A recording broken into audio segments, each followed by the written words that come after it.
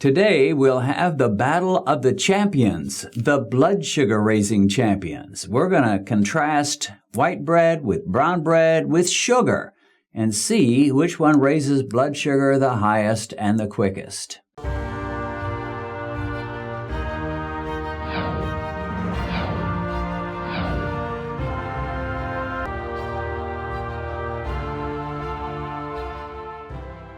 Well, I'm happy to have, by popular demand and by Benedicta's own decision, to have my beautiful wife with me on this test. Welcome, Benedicta, to Beat Diabetes once again. Thank you, Dennis, and hello, everyone. People have been asking about you, They're not somehow they're not satisfied with me. I don't know why that would be when they've got in me the whole package of all that they could need, but somehow they want you. Yeah, thank you for wanting me. You should know it by now that without me here, nobody wants to see you. Oh, my, you're crushing me. Okay, I'm sorry for saying that, but so we're battling, we're having a battle between bread, and sugar. When you see this, or when you see this, what do you see? Bread. Bread, of course, that's what everybody sees. Yep. But what you should see is sugar. Now, this doesn't feel like sugar, right? I mean, if you dip your finger in this sugar, would they feel the same as this bread? No, it doesn't feel the same. Wouldn't feel the same. Well, no. And if you taste it, it doesn't taste like sugar. No. The white would taste maybe a little sweet. The brown, the whole wheat, wouldn't taste sweet at all, probably. Okay. But the sugar, if you put a spoonful of that and just ate it, it would taste very sweet, right? Very, very sweet. So, we're going to see if sugar and bread are about equal in their blood sugar raising spike. I have a question. Okay. My question is we're eating this trying to compare. There is sugar in the bread. Well, there is sugar in the bread. There's a little bit of added sugar, plus the bread is made up of sugar molecules that are bound together in a chain, and when you eat it, that's going to dissolve and it's going to become sugar in your body. Right. Now, here's an interesting thing for you. We've mentioned in the past agege bread, right? Agege bread. Agege bread. And when you talked about agege bread, I thought to myself, there's not a single person out of the thousands of people that watch our videos, there's not a single one that would know agege bread, but I was wrong. Oh. I had several people talk about agege bread like it was an old friend. It's a popular bread. And one thing that's interesting to me is we were in Nigeria last fall. We were driving through the rain. Remember that time? Yes, we saw agege bread. We went to see some friends at the Agba bus stop. Mm-hmm. If you haven't been to the Agba bus stop, you need to go. One of my favorite places in Nigeria. They love him there. Oh, they love me there. And they have some great akra. Yeah. Which is a bean product, which is better than bread. But anyway... Right. I think I'll make that akra sometime and show them how akra is really very good. Very good if you make it right. Now, I've had some that's been not so good. Yeah. But getting back to my story. Not the ones I did that are not so good. No, not the ones Mine she is did. perfect. But getting back to my story. Right. We were driving through the rain. And we look over across the road as we were stopped, in the traffic. The traffic. And you saw a lady with a little stand by her. Yes. You immediately knew she was selling bread. That was bread. I could never have told that. I just looked like a lady in the rain to me with a stand. But you immediately knew she was selling bread. Mm-hmm. But you did not just know she was selling bread. I knew that was agege bread. You knew that was agege bread. Right. How in the world did you know that lady was selling agege bread? Because I lived all my life in Nigeria. I know what we buy and how we buy it. And when it's raining, you cover something with a plastic bag like that that is a little transparent. You identify what is agege bread and what is another kind of bread. So the size and the quality of the bread in there, I knew that was agege bread. But you could hardly see that woman through the rain, and you couldn't see the bread. Agege bread, they carry it in a basin like this on their head and shouting, agege bread, agege bread. So she was staying there. Because of the rain. She wasn't going to let that rain drive her out of business. Mm-mm. No, she was going to continue. So if you're in the car, the transparent bag that she covered it with will tell you, this agege bread, want some? Now, how does agege bread get its name? Because it's made in Agege. Okay, so if we had a bread maker in McKinney, Texas, You call it McKinney bread. we call that McKinney bread. This one is made in Agege, but it's not just famous around Agege. People know it all over Nigeria, it seems like. Well, especially in Lagos, where, everybody eats that kind of bread. Everybody know what is Agege bread in Lagos. But outside Lagos, they have some other ones. Okay. Well, enough talk about Agege bread. We don't have we're making Agege bread popular Yes, up in we are. here. You go to Nigeria, get some Agege bread. Right. We've got 100% whole wheat bread, we've got 100% white bread, and we've got 100% sugar. So the question is, how do they compare in terms of what they do to your blood sugar? Now, I want to read a quote from Dr. Richard Bernstein. You've heard me talk about him. Yes. So I have to stop for a minute and go get my book, which I forgot to bring, but you just hang right in there. I'll get it. So Dr. Richard Bernstein has something interesting to say about bread. Okay. He says, sugar, you might ask, holding up a slice of coarse ground 7-grain bread. This is sugar? In other words, you're looking at this real coarse 7-grain, very high-fiber bread. You're saying, this is sugar? He says, in a word, yes, at least after you digest it. Okay. With some important exceptions, carbohydrates, or foods derived primarily from plant sources such as vegetables, grains, and fruits, have the same effect on blood glucose levels that table sugar does. The ADA has recently recognized officially that bread is as fast-acting a carbohydrate as table sugar. But instead of issuing a recommendation against eating bread, its response has been to say that table sugar is therefore okay and it can be exchanged for other carbohydrates. To me, this is nonsense. And then he gets to the key point. He says, whether you eat the nuttiest whole grain bread or drink a Coke or have mashed potatoes, the effect on blood glucose is the same. Okay. Blood sugar rises fast. So one of the reasons that people have been helped by this YouTube channel is they have learned that it's not just sugar you got to be careful about. Yes. It's the starches and the grains. Grains. Potatoes, whole grain bread, white bread, and so forth.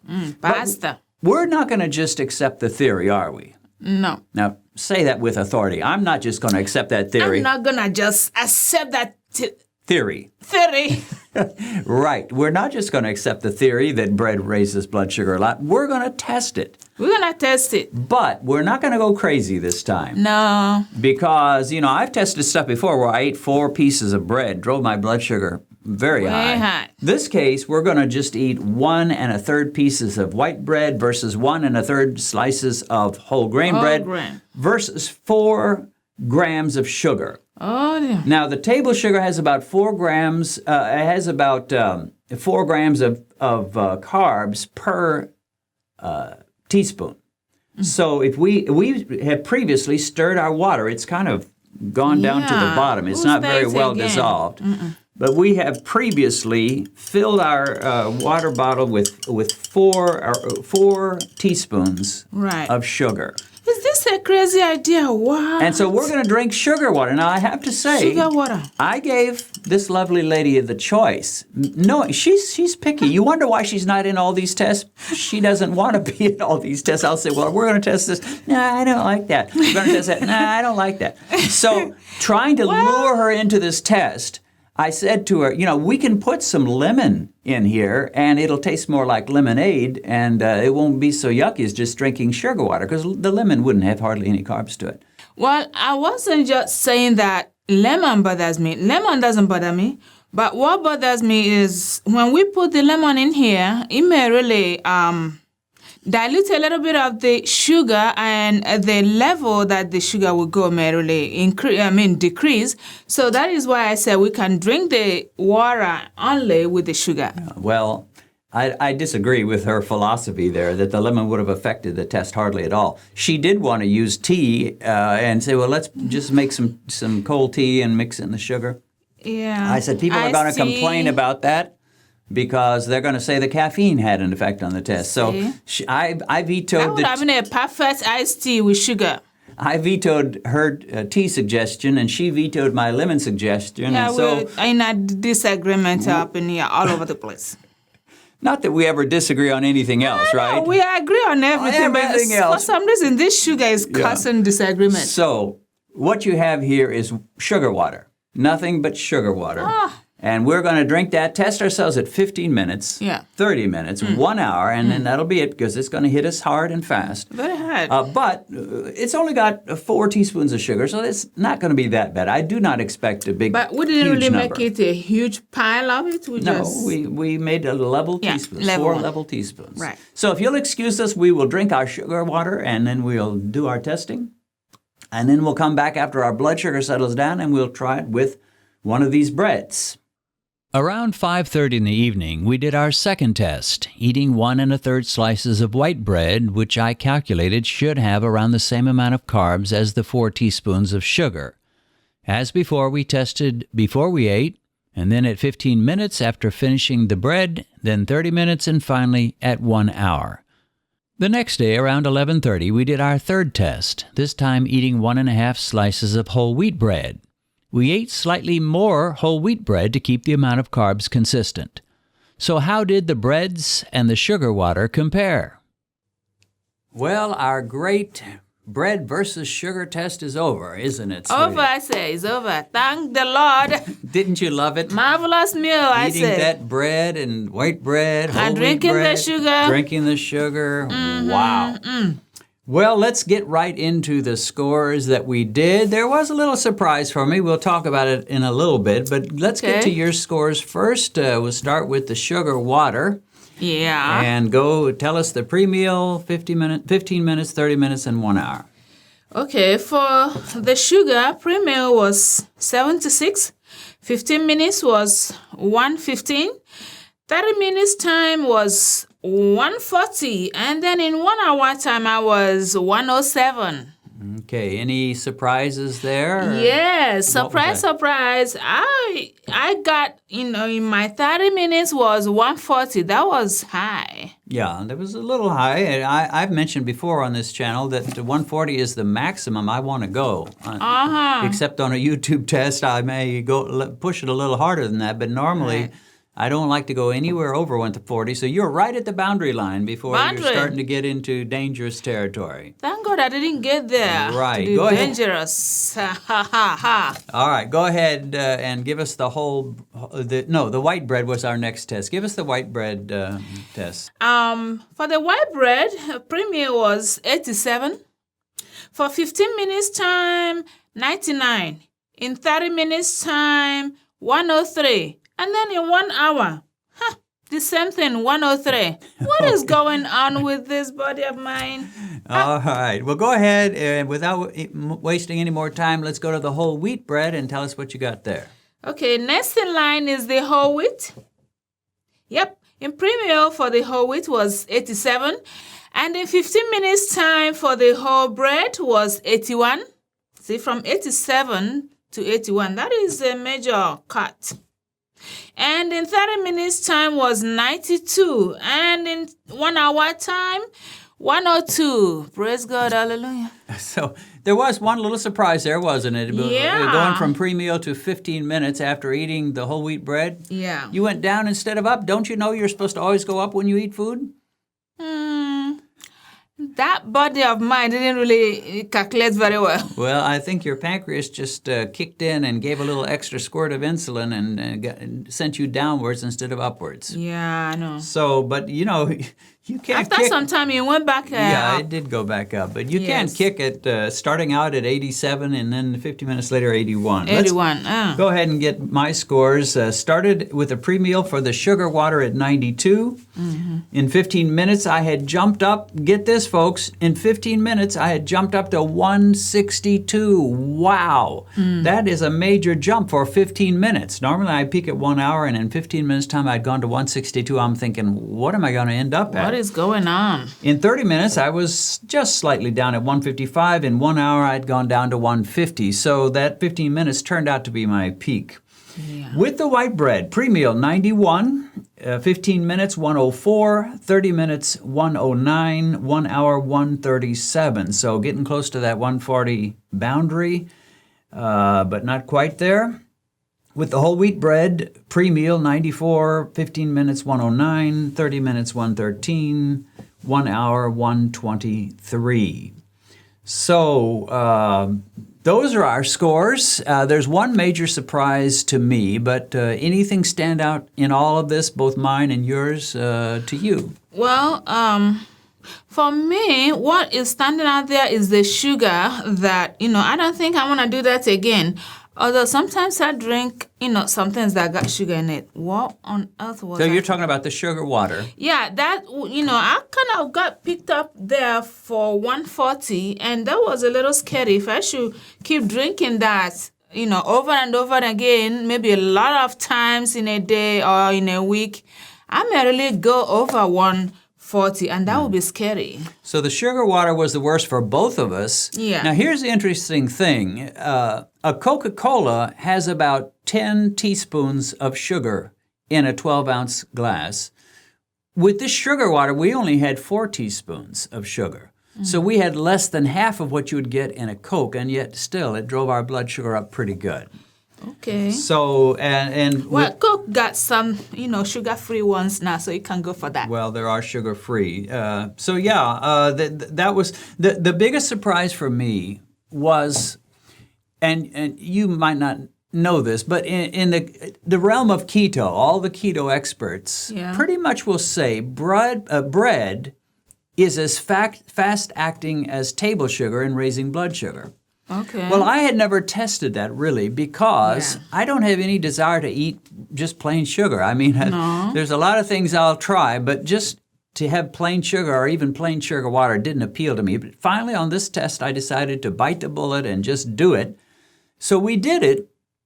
And the theory that bread raises blood sugar as fast as plain sugar didn't quite work out. The plain sugar with the water was significantly higher for both you and me. I know, major problem. The bread. In your case, the bread, the highest you ever got was 103 with the white bread, and the whole wheat wasn't really any different, 102. Yeah. In my case, the white bread 137, the whole wheat bread 123, but neither of those can match the 162 I got with the sugar water. But the thing of it was, I tried to match the carbs so that the same amount of carbs in the sugar water were in the breads. So that we were getting about the same amount of carbs, but the sugar water hit us harder and drove our blood sugar more. It came hard on me. I don't know. Now, one thing we need to say, neither of us takes any blood sugar medication, no diabetes meds at all. So that wasn't an influence in the test. It was just our natural bodies, our natural pancreas dealing with all that. Yes. So anyway, we hope you found this helpful. I'm going to come back in a little bit, and I will give you some final thoughts about this test and what it can mean to you. So be back in a moment. This bread versus table sugar test was a case where the theory didn't really match the reality, at least the reality that was reflected in this test, both for Benedicta and myself. As I read that quote earlier, bread is supposed to almost match table sugar at raising blood glucose levels, but that didn't prove to be the case. The blood sugar spikes for the bread were significantly lower than the spike we had for the sugar water. Now, I tried to make the total carb levels about the same for each test, so that shouldn't have been much of a factor. One factor that does make a difference in blood sugar spikes is the speed at which a food breaks down from carbohydrate into sugar. Now, with the bread, we did have to chew it, of course, and it had to dissolve in our stomachs. Bread is dissolved much faster than many foods, but it cannot possibly match pure sugar mixed with water. There was no chewing involved with the sugar water. There was nothing to be dissolved. The sugar was already dissolved. And that sugar water hit us harder and faster than either the white or the whole wheat bread. What this means is that the worst possible way to ingest carbohydrates is to drink them. We drank water with 4 teaspoons of sugar in it, but a 12-ounce soda is going to have a lot more than that, around 10 teaspoons of sugar. So that's over twice as much. And fruit juice and energy drinks are not any better. What this means is that if you're diabetic or pre-diabetic or simply have diabetic tendencies, the last thing you need to be doing is drinking sodas or fruit juice or energy drinks and the like. They are absolute killers when it comes to spiking your blood sugar. Anybody who drinks these has essentially given up on ever lowering their A1C and getting their blood glucose down into the normal range. Now, this does not mean that bread gets a free pass. A big problem with bread is that most people include bread as a part of a meal that includes other high-carb foods. So you have a hamburger, French fries, and a Coke, or a sandwich and a bag of chips, or spaghetti, French bread, and a dessert, or pancakes with syrup and hash browns. And bread plus all those other carbs is going to really add up and send your blood sugar soaring.